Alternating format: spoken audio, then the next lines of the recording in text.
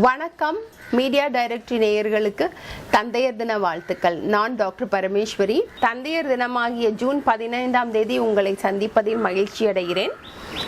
அன்னையாகிய நான் தந்தையர் தினத்தில் பேசுவதில் மிக்க மகிழ்ச்சி அடைகிறேன். தந்தையர் தினம் அப்படின்னா என்னங்க?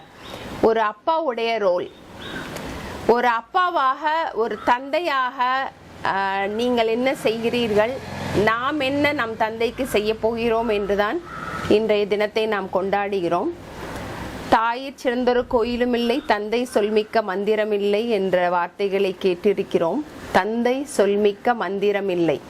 ஸோ ஒரு தந்தைக்கு ஒரு ஃபாதருக்கு என்ன கடமைகள் அப்படின்னு நம்ம பார்க்கும் பொழுது நீங்கள் அதை செய்கிறீர்களா என்று பார்ப்போம். அதே மாதிரி குழந்தைகள் நீங்கள் பார்த்து கொண்டிருந்தாலும் உங்கள் தந்தைக்கு நீங்கள் என்ன செய்கிறீர்கள் என்பதும். இன்னைக்கு நிறைய கிஃப்ட்ஸ் எல்லாம் கொடுப்பாங்க. ஃபாதர்ஸ் டேக்கு ப்ரெசன்டேஷன்ஸு, கிஃப்ட்ஸு, அப்பாவை மகிழ்ச்சியாக வைத்து கொள்ளக்கூடிய ஒரு நாள், தருணங்கள்.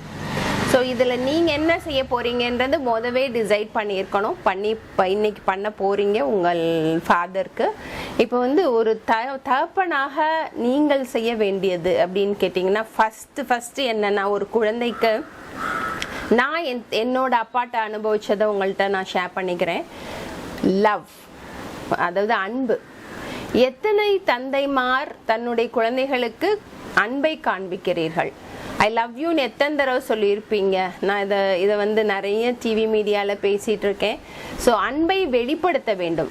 எக்ஸ்ப்ரெசிவாக இருந்தால் தான் அது அந்த அன்பு தெரியும். தோ யூ லவ், அதாவது உங்கள் குழந்தைகளை நீங்கள் லவ் பண்ணுறதா இருந்தாலுமே அதை வெளியில் சொல்லி அடிக்கடி காண்பித்தால் மட்டுமே அந்த அன்பு வெளிப்படுத்தப்படுகிறது. இது ஒரு தந்தையோட கடமை. நான் இப்போ நிறைய இடத்துல பார்த்துருக்கேன். ஃபாரின்லாம் dad's dating with the daughter. Dad's dating with the daughter. So ஒரு அப்பாவும் மகளும் சேர்ந்து ஒரு நாளை கழிப்பது என்பது அங்கெல்லாம் இப்போ அந்த கல்ச்சருக்கு ரொம்ப பெருசாக மதிக்கப்படுது. ஆனால் இங்கே எத்தனை தந்தைமார் இதை நம்ம ஃபாலோ பண்ணுறோம்? ஸோ அதை பார்த்துக்காங்க. ரெண்டாவது இமோஷ்னலி அவங்களுக்கு எவ்வளோ நம்ம சப்போர்ட்டாக இருக்கோம்.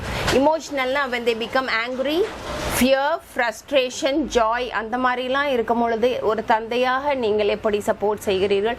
அப்புறம் பார்த்தீங்கன்னா ஃபினான்ஷியலாக உங்களோட கடமைகளை ஒழுங்காக செய்ய. ஃபினான்ஷியல்னா என்னென்னா, ஒரு நம்மளுக்கு முக்கிய தேவையான 3: உணவு, உடை, இருப்பிடம். இந்த 3ஐயும் கட்டாயமாக உங்கள் குழந்தைகளுக்கு நீங்கள் தான் செய்யணும் ஒரு தந்தையாக. தாய்க்கு நிறைய கடமைகள் இருக்குது. அது நம்ம அன்னையர் தினத்தில் பார்த்தோம். ஸோ இது ஒரு தந்தையாக நீங்கள் வெளியில் சென்று பிள்ளைகளுக்காக சம்பாதித்து கொண்டு கொடுத்து அவர்களை ஃபினான்ஷியல் சப்போர்ட்டுன்னு சொல்கிறது, ஒரு குழந்தைக்கான ஃபினான்ஷியல் சப்போர்ட்டுன்னு சொல்கிறது. அடுத்தது இமோஷனல் சப்போர்ட் பற்றி சொன்னேன். That is what joy, fear, anger, frustration எக்ஸாம்பிளுக்கு சொல்லலாம். அந்த மாதிரி நேரங்கள், தருணங்களில் நீங்கள் எவ்வளவு அவங்களுக்கு சப்போர்ட்டாக இருக்கிறீங்கன்றது தான். அடுத்து நாம் பார்க்க போவது செல்ஃப் எஸ்டீம். அதாவது ஒரு குழந்தையை சுயமரியாதையுடன் வளர்க்க வேண்டும் என்பது. சுயமரியாதைனா செல்ஃப் எஸ்டீம்னு இங்கிலீஷில் சொல்லுவோம். சுயமரியாதையுடன் வளர்க்கப்படும் ஒரு குழந்தை கான்ஃபிடென்ஸ் லெவல் ஜாஸ்தியாக இருக்கும். இது ஒரு தந்தை மட்டும்தான் செய்ய முடியும். செல்ஃப் எஸ்டீமோட ஒரு குழந்தையை வளர்க்க வேண்டும், அதை சொல்லிக் கொடுக்க வேண்டும். அதில் கான்ஃபிடென்ஸ் லெவல் நல்லா பில்ட் பண்ண முடியும் ஒரு குழந்தை.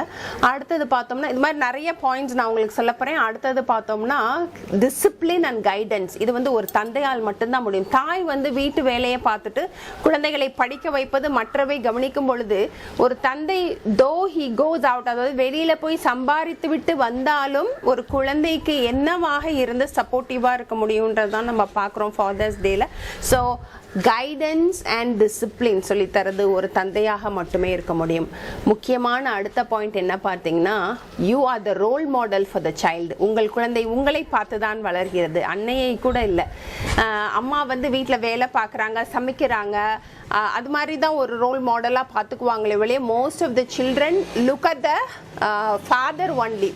though she is female child, அப்பாவை பார்த்து தான் வளரும். ஒரு அப்பா ஃபார் எக்ஸாம்பிள் நான் என்ன சொல்கிறேன்னா, you have to be the role மாடல்னா, வீட்டில் சிகரெட் குடிக்கிறது, குழந்தைக்கு முன்னாடி வேற ஏதாவது பண்றது அதெல்லாம் பார்த்துட்டு குழந்தைகள் தப்பான வழியில் தான் போவார்கள். அதை நாம் செய்ய வேண்டாம். ஸோ இந்த தந்தையர் தினத்தில், அதாவது ஃபாதர்ஸ் டேல இதெல்லாம் நீங்க வந்து அப்படி நீங்க இருந்தீங்கன்னா உங்களை மாத்திக்கங்க. ஏன்னா you are the role model again. அப்புறம் பார்த்தீங்கன்னா you give very quality and quantity time for your children. அப்படின்னா என்னன்னா, நீங்கள் கொடுக்கும் நேரத்தை எவ்வளவு குவாலிட்டியா கொடுக்குறீங்க குழந்தைக்கு. சில பேர் சொல்லுவாங்க, நான் என் குழந்தை கூட நிறைய நேரம் இருக்கேன், சனி ஞாயிறு லீவு தான், நான் வீட்லயே இருக்கேன். வீட்ல இருக்கீங்க, சரி, என்ன பண்றீங்க? So that is more important. நீங்க என்ன பண்றீங்கன்றது. சில பேர் வீட்டில் இருப்பாங்க, ஆனா டிவிலேயே உட்காந்துருப்பாங்க. டிவிலே உட்காந்து வீட்டில் வந்து இருக்கிறது வந்து குழந்தையோடு இருப்பதுன்னு அர்த்தம் அல்ல.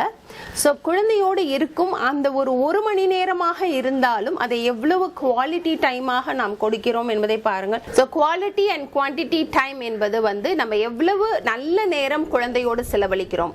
அது வந்து நம்ம அந்த சனி ஞாயிறுல ஒரு அவுட்டிங் கூட போகலாங்க, கூட்டிட்டு போய் ஒரு சின்ன ஐஸ்கிரீம் ஷாப், என்கிட்ட காசு இல்லையே, நிறைய செலவழிக்க முடியாது அப்படின்னு நினைக்கிறவங்க ஒரு சின்ன ஐஸ்கிரீம் ஷாப் கூட்டிட்டு போய் ஒரு குழந்தையோட அரை மணி நேரம் உட்காந்து அதோட என்ஜாய் பண்ணிட்டு வாங்களேன், அதுவே தனி தான். நீங்க வந்து ரொம்ப என்ஜாய் பண்ணுவீங்க. ஃபாதர்ஸ் டேல இதெல்லாம் செய்யலாம்.